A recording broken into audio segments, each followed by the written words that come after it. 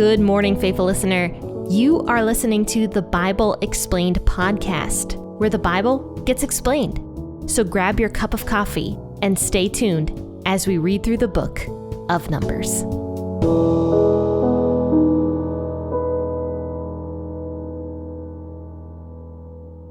Well, hi there. Hello, faithful listener. Thank you for tuning in to the Bible Explained podcast this beautiful Friday morning.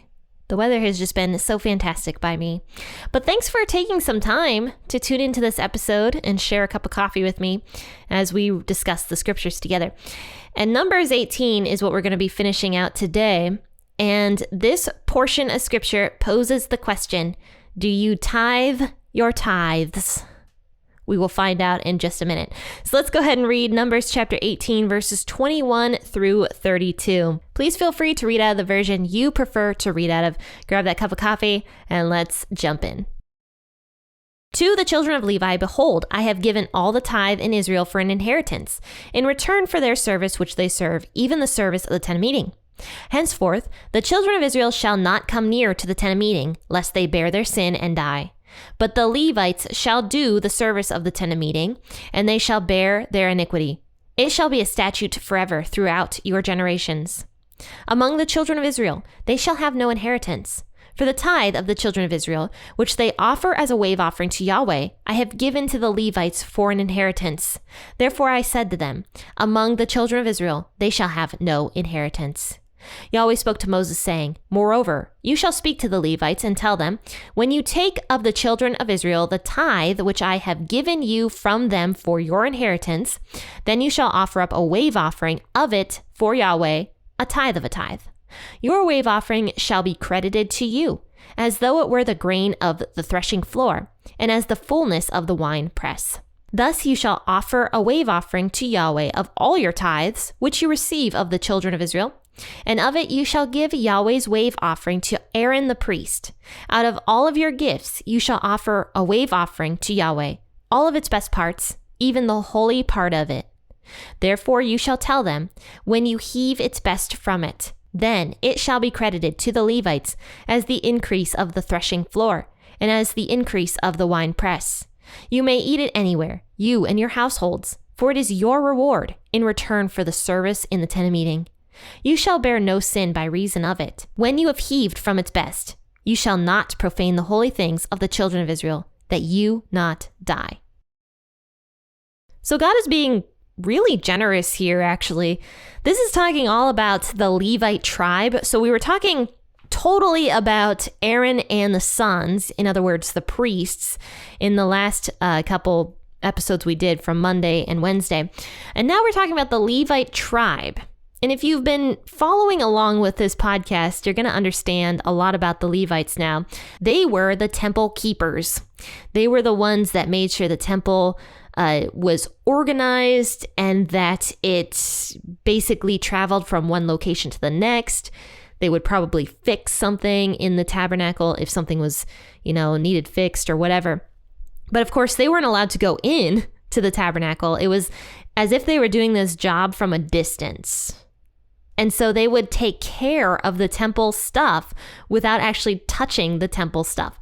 The only people that could touch the things of the temple were the priests. So the priests would then tell the Levites what needed done, and then the Levites would go and do it. Then they would give the things back to the priest, and then the priest would set everything up. So the priests were the only people allowed to touch the furniture inside the tent of meeting. That was it. But the Levites did a lot of the work for the tent of meeting.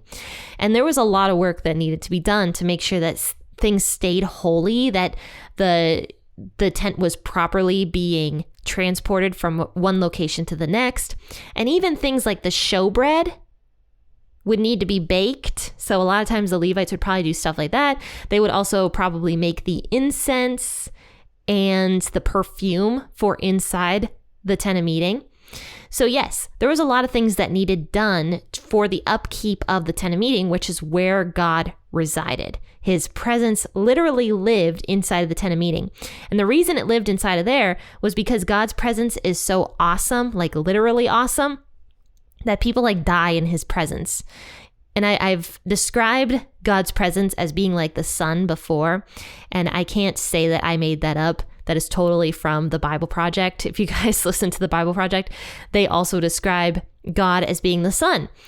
So the sun, is hot. It gives us heat. It's good for us. It gives us vitamin D.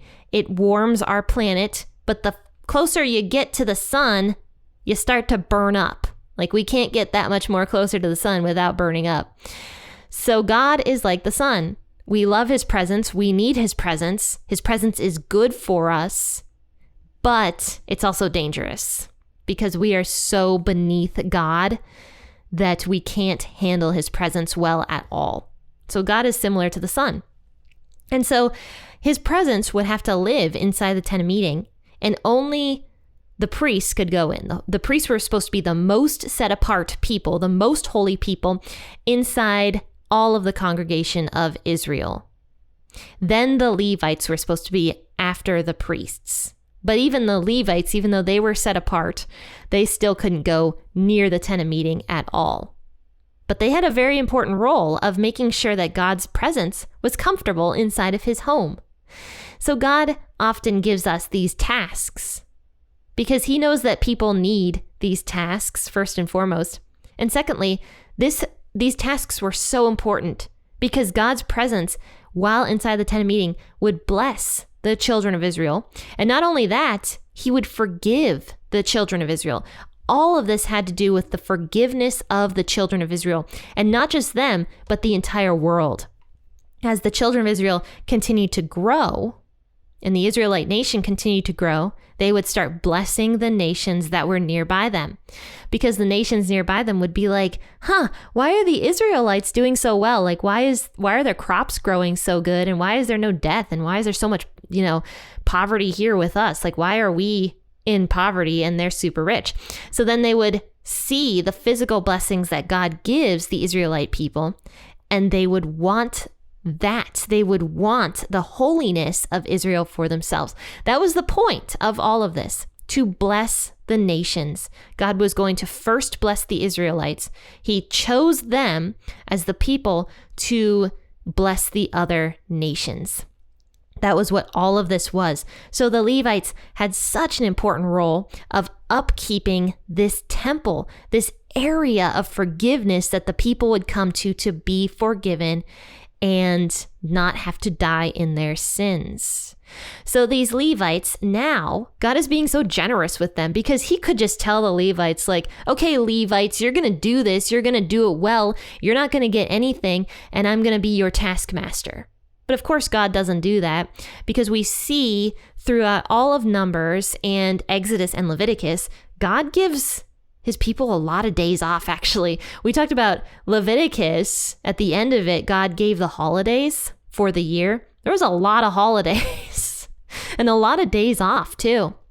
Not only were they supposed to take off a day, like literally required to take off a Sabbath day for them, like it was all for them to have a day of rest. But not only that, they had holidays where they were also supposed to not work. So God was not a taskmaster, though he wanted things to be done right. I mean, what parent wants their kid, if they ask their kid to do a chore, to do it a cruddy way? I remember when I worked at the school, I was one of the house parents. I did not like that job at all. But I was supposed to watch the kids to make sure that they were doing their chores correctly. They never did their chores correctly, and it drove me up a wall. And I'd be like, do it the right way this time. Like, why? It's not so hard to sweep a floor. Get your broom and do it. Of course, we want people to do things the right way. Any employer is going to ask his employees and require his employees to do things the right way. And when those things are not done the right way, he's going to end up firing them. And God is the same way. He's not going to just let his people be lackadaisical. If the Levites were going to do this role, they're going to do it the right way. If the priests are going to do their role, they better do it the right way, or someone might die because of God's presence. And this is what God is communicating here to the Levite clan. Just do it the right way.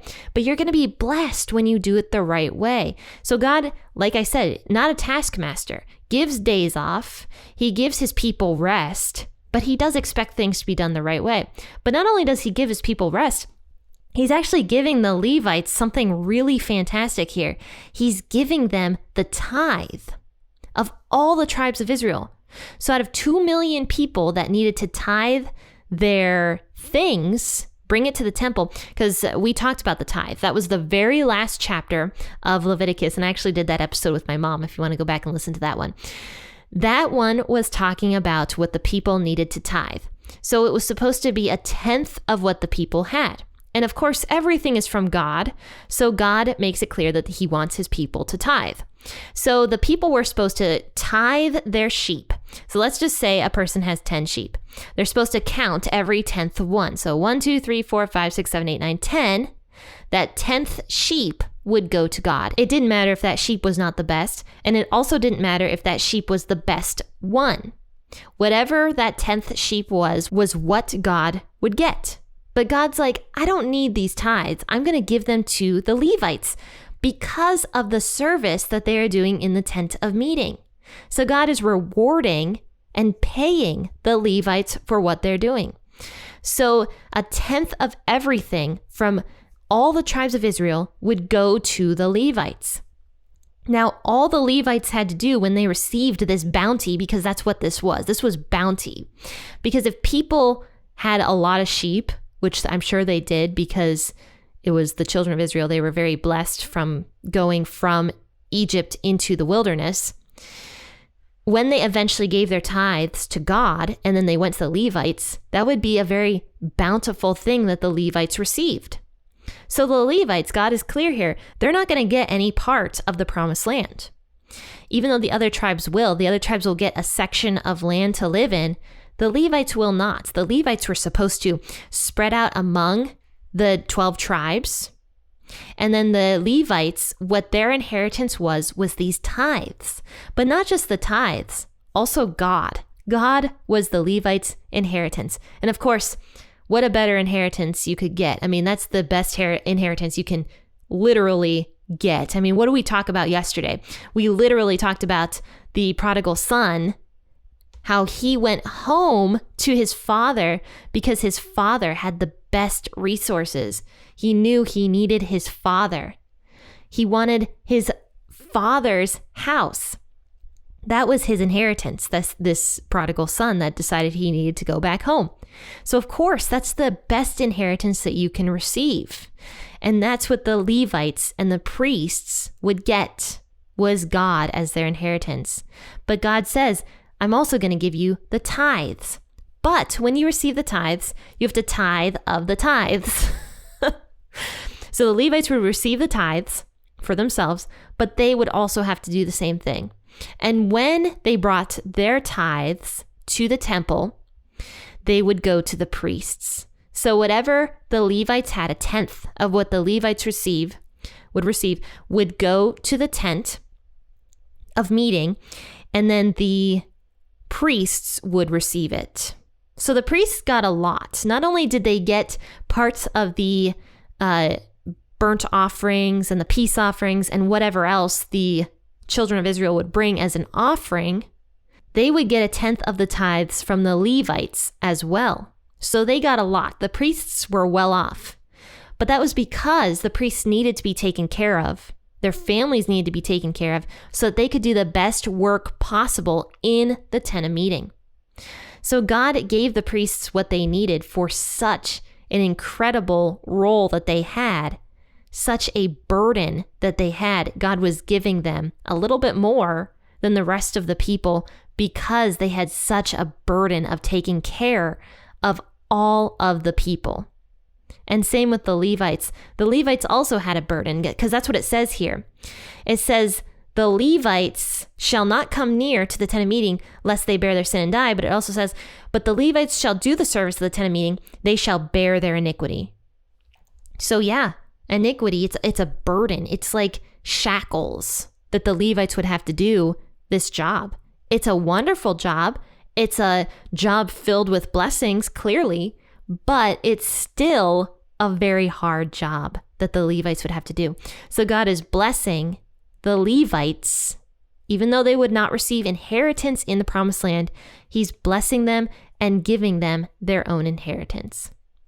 So the thing is, you and I don't have to tithe our tithes. But in the Old Testament, here in Numbers, it talks about the Levites receiving the tithes and having to tithe part of those tithes. And that is what this entire thing here is talking about in a nutshell. Well, this is an interesting little history lesson for you guys. I was fascinated by this. I didn't actually know that the Levites received the tithes that we talked about in Leviticus. So this was something I didn't know and had a fun time learning and talking to you guys about it. But friends, please go over to the YouTube channel because I am still working on uploading all the old episodes. I'm getting a little bit closer to being halfway done. I'm almost in the book of Mark with uploading everything, so I'm excited about that. So go over to the YouTube channel and please subscribe because I'm not going to just be uploading old videos of the podcast episode.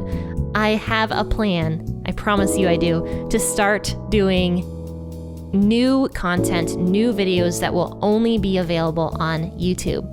So please go over to the YouTube channel and subscribe because that will help more people find the podcast on YouTube, actually. And as always, I'm going to link the YouTube channel in the description of this podcast episode. So go and look at the description, click on the link, and subscribe to the YouTube channel.